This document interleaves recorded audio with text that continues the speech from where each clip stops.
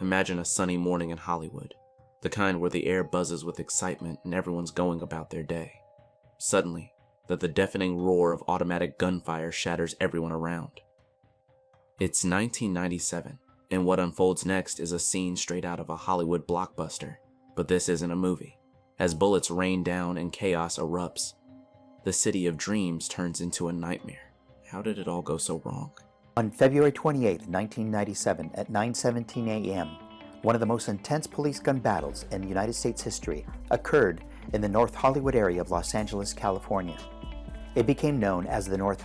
Larry Phillips Jr. and Emil Matassarianu were anything but ordinary robbers. Rather, they were experienced, professional, and ruthless. Phillips was born in Los Angeles in 1970. His childhood was troubled and put him on the path of crime quite early in his life.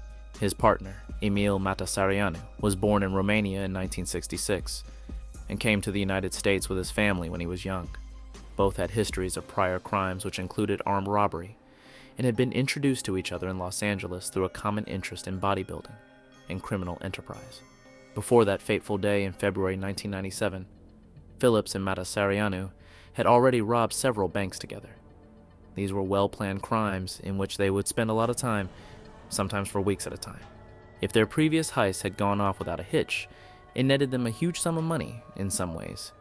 Each heist was also a learning experience as they became more professional, the firepower increasing as they also used military-grade weapons and body armor. Their next target was the North Hollywood Bank of America branch on Laurel Canyon Boulevard. Phillips and Matassarianu had a careful selection of the place, not only for its layout but also for the large amount of cash it was holding. They spent weeks lying in, identifying their target and picking up as much weaponry and armor as possible. The planning was anything but obsessive. The two had their AK-47S and AR-15S rigged to fire freely, therefore outgunning any police or sheriff officer who would respond to them. They also had custom body armor, which shielded all their bodies, and even custom bulletproof helmets and vests, along with custom-made groin protector cups. The two even modified that white Chevrolet Celebrity to make the vehicle bullet-resistant, overlaying it with metal plates. For Phillips and Matassarianu, this wasn't just another bank robbery. This was a full-on assault. They were fully at war. How Larry Phillips and Emil Matassarianu became known as the high-incident bandits. Future bank robbers Larry Phillips Jr. and Emil Matassarianu first met at Gold's Gym, according to Mel magazine. They quickly bonded over weightlifting and their shared love of heist films. The men eventually had the idea to carry out their own heists, and in June 1995, they committed their first robbery. Phillips and Matassarianu shot and killed the guard of an armored Brinks truck outside of a bank. At about 9:17 a.m., the two men were all ready for action. Enter the Bank of America. Their entry into the bank completely changed the atmosphere. Bank employees and customers, who were otherwise going through their day's activities, found themselves at the mercy of two clearly prepared for violence men.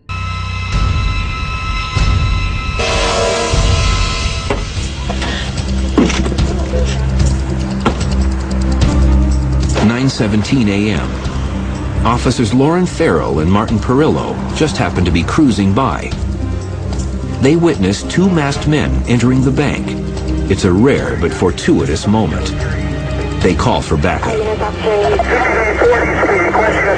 have a possible 211 in progress at the Bank of America. We have shots fired. Larry Phillips and Emil Matassarianu storm into the bank. Phillips and Matassarianu took control of the bank immediately, ordering everybody to the floor. They let people know they were in charge by firing warning shots into the ceiling. This gunfire echoed through the marble halls of the bank, reverberating through the atmosphere of terror. The customers and employees were made to lie face down on the floor, shaking like a leaf with fear as the robbers began emptying the vault and cash drawers. Though appearing rather intimidating, the robbers were frustrated because the cash sum available in the vault proved to be less than they had thought it would be. The bank had put in place a policy to reduce the amount of cash at its disposal as a way of discouraging robberies a few days prior, and this worked against Phillips and Matassarianu. Their frustration was increasing, and so was their aggressiveness. Into the vault to fill their money bag.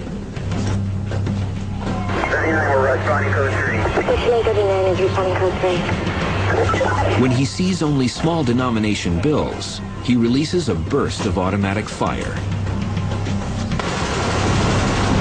units officer needs help. Lower County, north of Fifth Ridge, no shots fired. Larry became immediately enraged and yelled out, "Where's the money? Where's the rest of the money? I know you have more money in this bank." And they didn't, because he altered the delivery schedule. Undaunted, Phillips heads to the bank's ATM machine for more cash. They tried to get the branch manager to open that ATM. Policies had been changed and the branch manager no longer had access to the ATM cash. This robber, While the robbers were inside the bank, officers Lauren Farrell and Martin Perillo of the Los Angeles Police Department were patrolling a few blocks away. They noticed what they believed to be suspicious activity at the bank and radioed for assistance. Less than a minute later, numerous other officers arrived and set up a perimeter around the building. Those first responding officers were armed only with standard issue 9mm Beretta pistols and shotguns. Guns that were no match for the automatic rifles that the robbers carried. The robbers exited the bank at 9:24 a.m., fully aware that the police had closed in on the bank. As they emerged out in the open, Phillips and Matassarianu did not hesitate to open fire on the officers. outside, Los Angeles police officers from the North Hollywood and surrounding divisions arrive. They set up roadblocks and move civilians out of a potential strike zone. All officers were securing the perimeter and attempting to keep traffic from coming or going. Right away, the Los Angeles Police Department was outgunned. The robbers' weapons were far superior in terms of range, rate of fire, and stopping power compared with the police pistols and shotguns. And they start shooting at anything that moved. Uniformed police officers were outgunned. They don't have assault rifles, the suspects do. As you can see, they are opening fire right now. Phillips, as he has a malfunction. What followed was nothing short of a battlefield. Phillips and Matassarianu crawled with their guns, pouring hundreds of rounds into the officers, who were reduced to taking shelter behind the cars, trees, and anything else that would give them some shelter. The gunmen were wearing body armor, making them just about invincible. Bullets from the guns of the police officers literally bounced off them. This was soon to be a desperate time for the Los Angeles Police Department, as the snipers continued their murderous ways. Police lay pinned down in an action where they could neither advance their lines of assault nor retreat out of danger. Calls for backup were unleashed across the city, and soon more units, including special weapons and tactics teams, were on their way to the scene. Helicopters circled above, demonstrating live shots of the pending chaos for television viewers across the nation. The real scale of the violence had become unprecedented, as the robbers were spraying in every direction, including squad cars, storefronts, and residential buildings. The streets of North Hollywood had become a war zone, and in the crossfire were the unsuspecting citizens. Many were trapped in their cars or homes, too frightened to move. The sounds of sirens, gunfire, and helicopters filled the air, creating a sense of apocalyptic dread. Phillips and Matassarianu remained unchecked in their advance, it seemed. But minute by minute, the situation was getting dicey for them. The LAPD had somehow been able to acquire rifles from a local gun store to give them guns capable of penetrating robbers' body armor. The Special Weapons and Tactics team, which had more powerful firearms in their arsenal, was ready to move against the gunmen. At 9:52 a.m., nearly 30 minutes since the shootout began, Larry Phillips Jr. made a fateful decision. Feeling that all options were running out on them, he decided to flee on foot, still firing at the police. He moved around in quick steps from one car to another, ducking behind them. The police were well armed now, so they gave chase, engaging in a gunfight along the streets. Phillips's body armor took several hits, but as he reloaded his rifle, a bullet struck him in the hand, rendering him incapable of reloading properly. AK-47, he drops it. He continues to walk down Archwood, takes out a Beretta 9mm and handgun, starts shooting at anything that moves, and he gets shot in the hand. Being backed into a corner, Phillips then surrendered himself as he put his pistol under his chin and pulled the trigger, ending his life there on the pavement of North Hollywood. Meanwhile, Emil Matassarianu struck out to get away in the getaway car, but the police gunfire damage too intensive. Matassarianu, still clad in body armor and wielding several guns, emerged from the car to engage the officers with gunfire. Despite his armor, the police concentrated their fire on his unprotected legs until finally he was brought to his knees. The scene around Matasareanu was one of complete destruction. His car was peppered with bullets, and all surrounded him. It was at this point that he finally was subdued by the closing Special Weapons and Tactics team.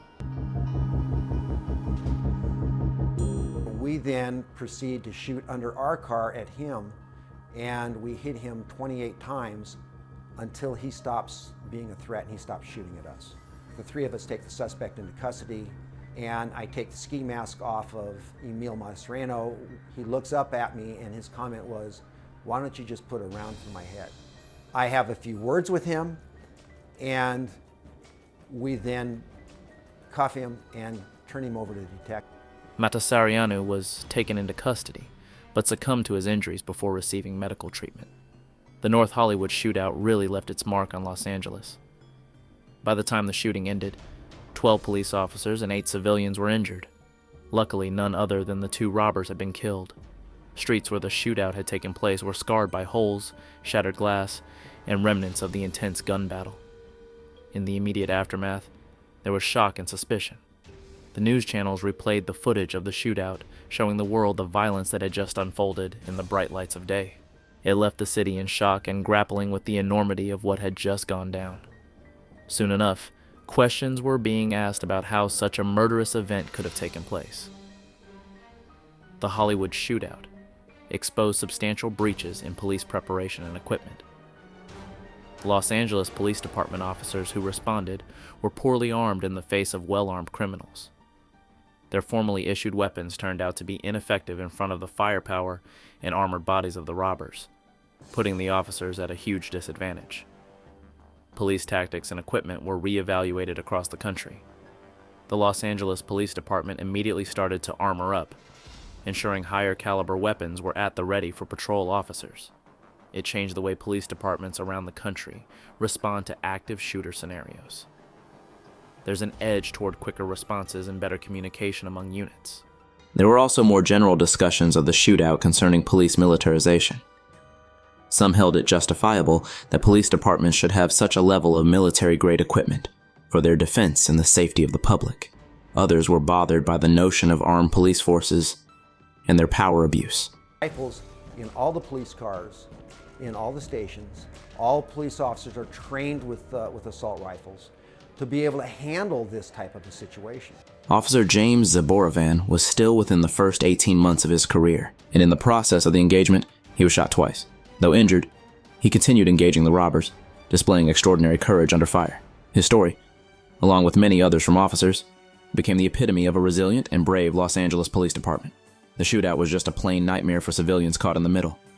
A lot were traumatized by this event, haunted by the sounds of gunfire and scenes of bloodied streets. Many were injured by stray bullets, while others were locked up in homes and business establishments, hoping the violence would end. February 28, 1997, will always be remembered as a day of chaos, courage, and change. The North Hollywood shootout was a stark reminder of the potential for violence in modern society, and the need for law enforcement to be prepared for any situation.